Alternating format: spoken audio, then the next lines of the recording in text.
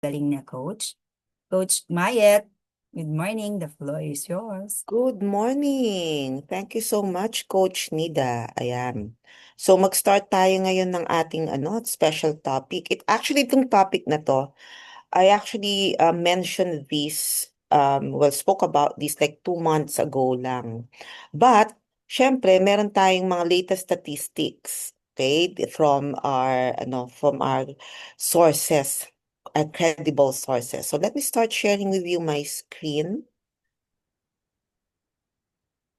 Ayan. So I hope nakikita nyo na po. I'm gonna start with myself, introducing myself. My name is Mayat Mariano. I'm a housewife, mother of three, based in Santa Rosa, Laguna. My story with Herbalife began during my first pregnancy. So, first pregnancy ko pa lang, I was actually diagnosed with mataas yung glucose level ko. So, kaagad-agad, my angel, my sponsor, who is also my sister-in-law, mentioned to me na mag-healthy snacking ako instead of kung ano-ano kinakain ko during my pregnancy. So she recommended to me the use of Formula One, the Formula One shakes. Nakatulong yun sa akin, at syempre, kasi it helped me maintain a normal glucose level during my pregnancy. And then after that, ginamit ko naman yung mga supplements for my postnatal um support. Okay, and of course to lose weight. And then because maging maganda yung experience ko for the other two pregnancies that I had, ginamit ko naman yun for prenatal and postnatal. So, and these were cleared by my OB-gynecologist at that time, no? I was actually not here in the Philippines, but it was cleared by my OB-gyne, and I'm glad that she supported me in taking these nutritional supplements because ang laking tulong nun sa pregnancy ko. And of course, my children now, they're grown up, um, laking Herbalife nutrition yung mga yan. They're not sickly children. Adults na sila. And until now, we're still taking the aloe tea shakes at home. The fiber and herb, vitamins and minerals, the herbal lifeline. My two daughters have been taking the Tangkoy Plus to help them with their PMS. Ang laking tulong, even me in my healthy aging season. Katulad ng nabanggit kanina ni Coach Philma, no? Wala din akong ibang maintenance. Ang maintenance ko lang yung nutritional supplements ko from Herbalife Nutrition. Yan, so that's my background. By the way, I did lost a considerable amount of weight. I lost a total of 40 pounds. And no, actually I did not. Did I lose just 40 pounds? I lost more than.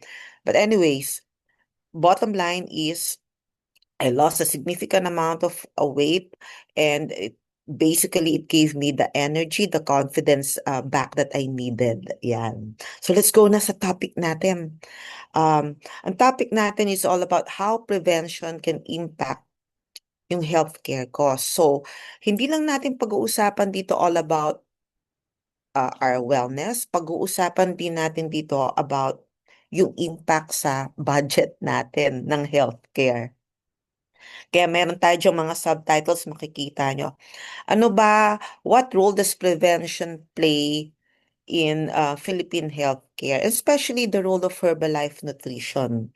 And bakit yung prevention, yung awareness mo about nutrition and community matters. Yung actually, yung kinuwento sa inyo, or hindi naman kinuwento, no? Yung sinabi sa atin, yung shinare sa atin kanina ni Coach Alvin, it's basically the same thing. But i-validate ko lang with some statistics, and of course, we will swing in some um, impact on our budget. Yan. So, healthcare costs are rising po dito sa Pilipinas. Alam nyo ba na project ng isang agency natin that there's going to be an 18% increase in healthcare costs this year. And in fact, yung 18% na yon is among the highest in Asia Pacific. At yung pag-increase ng healthcare cost mas mabilis pa sa pagtaas ng mga sweldo natin. Tama ba yan? Agree ba kayo dyan? Now, when we talk about 18%, okay, you basically titingnan mo yan. So kung 18% niya, kung 10,000 pesos last year on the average ang na-spend mo sa healthcare, pag nag-increase siya ng 18%, itong this year, we will project na mga 12,000 na yan. Okay, ang magiging average. Yung ganun ng 18% increase. Okay? So next, another statistics, no? In 2024, there was a survey na ang mga Pilipino, ang total average spending natin related to healthcare is 1.56 trillion, ha? Trillion na yan, guys. Hindi lang yan billion or million. Okay? Um, at based on that, that particular year, 12,751 per Filipino na per year ang nagagastos on related to healthcare. Now, this is the bad news. Out of that, kahit na kunyari may PhilHealth ka, no, may insurance ka, around 43% pa rin out-of-pocket spendings pa rin natin. Now, when we say out-of-pocket, ito yung mga nagbabayad, syempre nagbabayad pa rin tayo ng cash for yung iba nating mga medicines, di ba? Yung mga lab tests natin. At saka yung ibang hospital bills, hindi naman yan nasasama dun sa insurance natin, no, or sa PhilHealth. Now, bakit ba tumataas yung mga costs sa healthcare? Well, unang-una, pag late ka na nagpapadiagnose, ito yung mga nagde-delay ng mga magpapacheck sa mga doktor. Okay, kaya by the time na magpa-check sila ng doktor, medyo medyo malala na ko ng konti ng lumala na ng yung kanilang sakit. Kaya syempre mas tumataas yung healthcare cost, chronic diseases.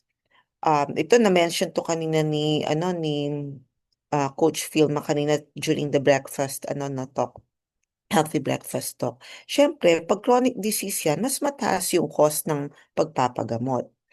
Now, isa ding factor no na kailangan nating maalala is yung taka lang.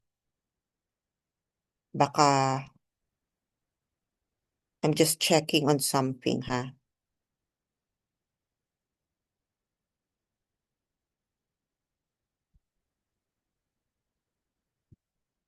Guys, naririnig naman ako, di ba? Yes, Maya, Yes clear. po. Okay, good. Okay. I just wanted to make sure kasi napaka-quiet nyo. Okay. So, Dinig the na other dinig. factor why costs keep rising, of course, is syempre pag um, late ka na nagpapadiagnose, tapos syempre yung symptoms mo medyo naging urgent na, no? Papasok tayo no, sa emergency. Alam naman natin, when we go to ER, mas mataas yung cost niyan. Di syempre, pati yung hospital care costs ngayon tumataas. And hindi naman yan bumababa, di ba? Okay, now, why prevention matters? Ito na-cover to kanina ni Coach Alvin, no? Why prevention matters? Siyempre, yung prevention, napaka-importante yan. Pag sinabi mo actually prevention, it doesn't really mean na hindi na tayo magkakasakit. Siyempre, magkakasakit pa rin naman tayo, di ba? Pero nare-reduce yung risk natin nung magkasakit. So, bakit napaka-importante? Siyempre, fewer hospital visits. Hindi ka na madadalas pagpunta kay doktor sa clinics, di ba? Tapos, when you focus on prevention, mas lower yung long-term costs natin. At syempre, pag nag-focus tayo sa prevention, we will have a better quality of life. Katulad nga sinabi ni Coach Alvin, di ba? We have family, we have work. Some of us, we are engaged into ministries natin, di ba? So, mas mabibigyan natin ng mas better quality of service para sa ating mga mahal sa buhay at even sa mga abalahan natin sa trabaho. Yon. Now, nutrition as prevention. Ito kanina may good point na sinabi dito si Coach Pilma. Sinabi niya yung nutrition, it's not food.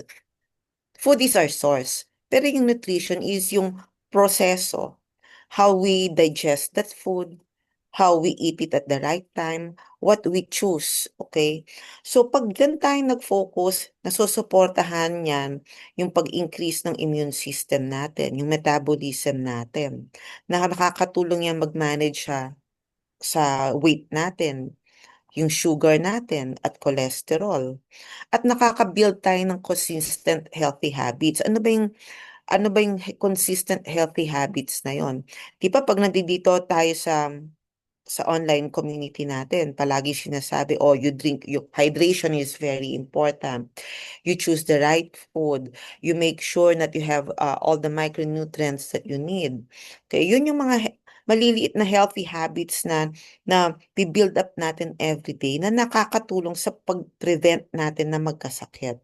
And of course, when we look at nutrition as a means of prevention, yun yung na nagiging foundation ng daily wellness natin. Kasi yung mindset natin nababago na, yung awareness natin na nalalaman na natin na, um, pagka tinama ko yung pagkain ko, kung kailan ako kakain, at even yung paggalaw, no? Katulad ng sinabi ni Coach Alvin, our bodies were meant to move. Okay? Hindi para lang we become couch potatoes. Ang laking factors nito, okay, para makaprevent na magkasakit tayo and eventually hindi tayo gagastos ng malaki. Now, dito sa Herbalife Wellness community natin, itong tinatawag naming prevention in action. Bakit? Tulad ng sinabi again ni Coach Alvin, okay, it's a community that provides you with all of these things. Pumunta ka sa Nutrition Club, pumunta ka dito sa online community, mag-attend ka ng mga online trainings natin and even in person. Okay?